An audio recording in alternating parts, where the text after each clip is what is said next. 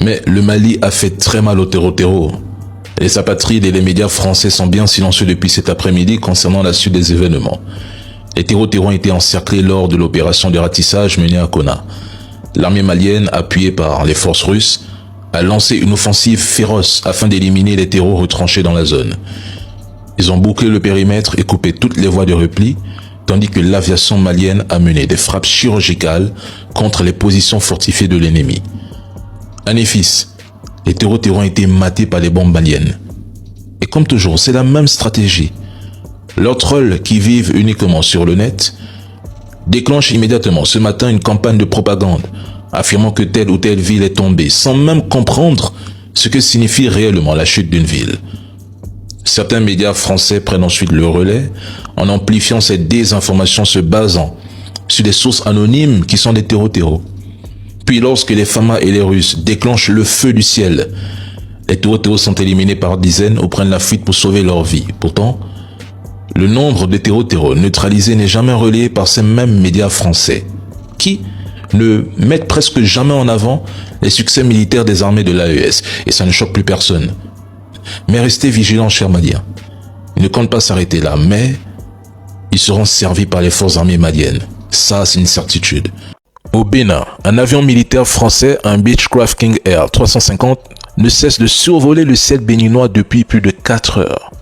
Et contre toute attente, un autre avion non identifié a quitté le Nigeria à la même heure et, comme par hasard, lui aussi ne fait que survoler le territoire béninois sans interruption. Et attention, ces manœuvres se produisent exactement au moment où le président Macron appelle Tinibou, président de l'instance dirigeante de la CEDEAO, pour lui rappeler que la France soutiendra le Nigeria face à la menace terreau et que personne ne doit rester spectateur. Et c'est toujours au même moment où la CEDEAO parlait du déploiement de sa force régionale en attente. Coïncidence? Non. L'appel du président Macron ne concernait pas la lutte contre les terreaux au Nigeria. Il aurait pu passer cet appel hier et laisser son communiqué sur la crise qui s'écoule au nord du pays depuis près de 2 semaines, quand Donald Trump menaçait le Nigeria d'une intervention militaire. Mais non, il a choisi de le faire aujourd'hui, dimanche, le jour même d'une tentative de coup d'État au Bénin. L'objectif réel est d'empêcher, quoi qu'il en coûte, que Talon soit renversé et de préparer le terrain à une éventuelle intervention pour sécuriser le territoire et mener une opération musclée contre les militaires. Et la vérité est simple. Pour le président Macron, la CEDEAO est, à l'instar de ce que sont l'Union européenne et l'OTAN pour Donald Trump, un bras armé destiné à imposer sa ligne, exercer des pressions et faire avancer ses intérêts ou sécuriser ses intérêts. Un bazoumé, ça ne se digère pas. Mais un talon qui tombe, c'est tout un système qui s'effondre. Cette prise du camp de Tessalit par le FLA, après Kidal, l'armée régulière recule encore. Est-ce que ça vous inquiète? Bonsoir monsieur, bonsoir de m'avoir invité. Je ne comprends pas parce que c'est toujours les médias extérieurs qui disent que nos villes sont prises par le GNIM et le FLA. Pendant ce temps, nous qui vivons la situation, nous savons que nos militaires, évidemment, comment dit-on, à Kidal, à un moment, il y a eu un repli tactique. Et aujourd'hui, c'est nos militaires qui sont à Kidal. Et là, Tessalit, c'est pareil. Voilà, donc... Nous n'avons pas les mêmes informations. Ben oui. Parce que là, nous avons des images qui montraient justement sur Tessalit. Ben oui, et les images, vous les détenez comment? Depuis? D'où? Est-ce que ce sont, vous avez demandé, vous avez pris ces images-là sur le tas vous-même? C'est ce que je ne sais pas. De ça, on se pose la question parce que des fois, on est vraiment dérouté par ces images qui nous viennent de je ne sais pas d'où. Il y a eu les assises où le gouvernement a tendu la main à tous ces groupes armés qui sont des terroristes, qui ont pris des armes contre leur pays, s'ils disent que c'est leur pays. Le gouvernement civil qui était là depuis les indépendances, après le gouvernement de notre premier président Modibo Keïta, qu'est-ce qu'on a eu? On a eu des civils qui étaient au pouvoir. Est-ce que ces civils-là ont empêché qu'il y ait cette rébellion? Longue vie à cette dame. En fait, dès que tu ne répètes pas mot pour mot ce que racontent ces médias français, on te colle immédiatement l'étiquette de propagandiste. Ce sont pourtant eux qui annonçaient que Bamako était sous blocus, alors que plus de 800 camions-citernes sont entrés dans la ville aujourd'hui. Chaque information relayée semble provenir directement des groupes terreaux. Leurs sources anonymes sont toujours dans les zones contrôlées par les terreaux. Car ce sont des terreaux. Leurs vidéos viennent des terreaux. Leurs images viennent des terreaux. Leurs récits aussi. Le capitaine Ibrahim Traoré a annoncé l'hiver noir. Il a lancé un avertissement fort au peuple du Sahel et à toute l'Afrique. L'hiver noir arrive. Il sera un hiver très froid, un hiver sanglant, un hiver meurtrier. N'oubliez jamais ces paroles. Il parlait d'une période de grande turbulence pour toute l'Afrique de l'Ouest. Une offensive coordonnée des forces du mal. Les groupes terreau et surtout les puissances extérieures qui ne supportent pas de voir le Sahel se lever pour reprendre sa souveraineté. Cet hiver noir, nous le vivons maintenant. Au Mali, les ennemis ont frappé fort et en même temps.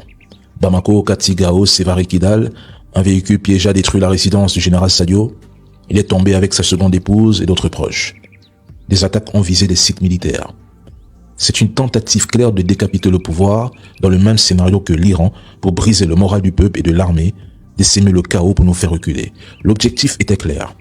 Frapper au sommet, désorganiser toute la chaîne de commandement, atteindre simultanément les centres nerveux du pays, le leadership politique, le commandement militaire, les bases logistiques, les symboles d'autorité. Et dans ce schéma, le Mali n'est qu'une étape. Le Burkina et le Niger sont dans la ligne de mire. Ceux qui ont planifié cela raisonnent en domino. Si Bamako cède, le reste peut suivre. C'est ça leur logique. Et ce qui se joue ici n'est pas local. C'est pas seulement malien. C'est une stratégie de déstabilisation régionale qui a été amorcée. L'hiver noir sera froid parce que le deuil nous glacerait le cœur si nous le laissons faire. Il sera sanglant parce que le sang de nos frères coulera encore. Il sera meurtrier parce que l'ennemi ne fait pas de cadeaux. Les traîtres rôdent. Les Maliens ont toujours su transformer la douleur en force. Ne cédons rien. Le Mali ne mourra pas. Sera prêt pour le jour J. Le capitaine Ibrahim Traoré a tout compris, même s'il reste incompris par beaucoup. Certains pays africains, cessez de quémander. Cessez de croire que la France et les États-Unis viendront vous sauver ou résoudre vos conflits. Préparez-vous mentalement, physiquement et militairement à assurer votre propre sécurité. L'arme la plus puissante n'est pas le fusil, c'est la conscience. L'ennemi gagne d'abord par la peur, la division et la désinformation. Un jeune Burkinabé qui a passé 30 jours à comprendre pourquoi son pays est attaqué, qui a intérêt à le fragiliser. Ce que signifie vraiment la souveraineté, le patriotisme, est beaucoup plus difficile à manipuler. Il ne va pas croire facilement aux rumeurs. Il ne va pas collaborer par peur ou par opportunisme. Il va transmettre cet esprit autour de lui. Et le jour J, les ennemis du Burkina vont réaliser que ce n'est plus seulement l'armée qui résiste, mais tout un peuple qui a décidé de ne plus plier. Les ennemis du Burkina ne trouveront pas un peuple désarmé psychologiquement. Sachez que beaucoup de pays qui ont survécu à des menaces existentielles ont compris une chose. La défense n'est pas l'affaire exclusive des militaires. Elle est l'affaire de toute la société. Et je dis bravo au Burkina. L'immersion patriotique est un puissant moteur de construction citoyenne et un pilier essentiel de la cohésion nationale. Bravo. C'est beau. Damiba, c'est maintenant que la vraie série commence, parce que quand un homme comme lui tombe entre les mains de ceux qu'il a trahis, ou qu'il a tenté de renverser, d'éliminer, et là je parle de ses frères d'armes, deux choses se passent en même temps. La machine à confession se met en marche, et la machine à purge s'accélère. Le président Traoré n'a pas attendu 48 heures pour le faire amener, et il ne va pas le garder dans une cellule confortable en attendant un procès tranquille dans peut-être 10 ans. Non. Il va le faire parler très vite et profondément. Et quand Damiba parlera, parce qu'il parlera, ce n'est qu'un homme et tout homme peut être brisé de l'intérieur, ce ne sera pas juste pour dire « oui, j'ai fait ça, je reconnais ça ». Non, Damiba va balancer des noms, des dates, des montants, des traces, des pays, des contacts, des responsables. Damiba connaît très bien le Burkina, il connaît l'armée burkinabé comme sa poche. Il sait très bien qu'il est resté loyal à l'ancien régime, qui a touché de l'argent de l'extérieur, qui a promis des choses en échange d'un retour au pouvoir ou d'une déstabilisation. Il connaît aussi les alliés, les rivalités. Si Damiba est le cerveau, alors il a un carnet d'adresses. C'est important. Et ce carnet, une fois ouvert sous pression, va faire tomber beaucoup plus que lui seul. C'est pour ça que la série commence vraiment maintenant. Le plus haut responsable militaire américain a décidé de mettre en garde son propre président, le président Donald Trump. Et les mots qu'il a utilisés pour mettre en garde Donald Trump, ce sont des mots qui glacent le sang. Oui. Vous ne pouvez pas croire. Ce monsieur a parlé, hein? Il a parlé. ce que nous disons ici, ce que beaucoup parmi vous dites, c'est ce qu'il a dit d'une autre manière au président Donald Trump en tenant compte des réalités au Moyen-Orient. Il a dit ceci. D'abord, son nom c'est qui? C'est le général Dan Cain. Il appelle Donald Trump à trouver une porte de sortie à la guerre en Iran. Il l'appelle à trouver une porte de sortie à la guerre en Iran, affirmant que la puissance aérienne a ses limites. Il dit la puissance aérienne a ses limites. Oui. C'est-à-dire, quand nous on était encore petits, on a un grand frère qui aimait le dire souvent. Bon, nous on était parfois très impolis là. Le grand frère il aimait dire, petit, impolitesse a ses limites. C'est-à-dire, tu peux faire quelque chose. Tu es dans la chose, tu penses que c'est une bonne chose. Mais quel que soit ce que tu fais, ça a ses limites. C'est ce que Dan Cain vient de dire. Et figurez-vous qu'il a ajouté d'autres choses derrière. Et je vous donne son poste. Alors, Dan Cain, il est le chef d'état-major interarmé américain. Le chef d'état-major interarmé américain. Il estime que la puissance aérienne seule ne permettra pas d'atteindre les objectifs fixés contre l'Iran. C'est-à-dire qu'il annonce à son président l'échec de leur stratégie contre l'Iran. La puissance aérienne a ses limites. Oui. Donald Trump est dans des tourments. Il y a de cela 3 jours, figurez-vous que Donald Trump s'est chaudement discuté avec son ministre de la guerre, Peter Hegest. Parce que quand Peter Hegest lui a fait comprendre lors d'une réunion privée que leur propre stock à Washington, en termes de missiles, est épuisé, sans compter ce qu'ils ont envoyé au Moyen-Orient, il dit, mais non, vous ne m'avez pas informé de cela. Si après ça, c'est le chef d'état-major interarmé américain qui sort pour dire poliment, gentiment, respectueusement à Donald Trump que la puissance aérienne a ses limites, et il supplie Donald Trump de trouver une issue pour sortir de la guerre en Iran. Maranatha, ça veut dire beaucoup. Donc, le général a parlé. Il plaide désormais pour une solution qui permet de sortir du conflit. Mais pendant que les frappes sont en train de se poursuivre, voilà, et que les coûts militaires sont en train d'augmenter, les tensions internes sont en train de s'accroître. Mais quelle solution il voudrait face à cette situation que Donald Trump puisse trouver pour sortir de la guerre en Iran? L'Iran a déclaré aujourd'hui, le Conseil suprême de sécurité nationale iranien a déclaré qu'ils ne sont plus dans les négociations, ils n'ont qu'à continuer. Pas de négociations. Washington va faire comment? L'Iran s'est dit prêt à continuer la guerre. C'est ça. Donald Trump est allé créer un nouveau bloc à la suite de l'accord de la Mecque, où il a mis la Turquie, l'Arabie Saoudite et puis le Pakistan. Après avoir créé ce bloc, l'Iran a réagi. Et puis il a créé ce bloc, après il allait se vanter en disant, beaucoup disent que je suis l'un des meilleurs présidents au monde. Meilleur président, c'est ce à quoi il a affaire maintenant là. Donald Trump même ne sait pas. Ouais. Ça chauffe dans son propre camp, on le dit. La puissance aérienne a ses limites. Les bateaux qui sont en mer, les porte-avions qui sont en mer au Moyen-Orient, ça ne va pas.